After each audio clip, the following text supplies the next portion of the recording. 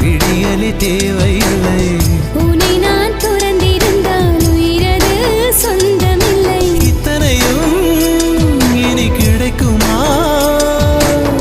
கிடைக்கும் கிடைக்கும் நான் கூட சொல்கிறேன்.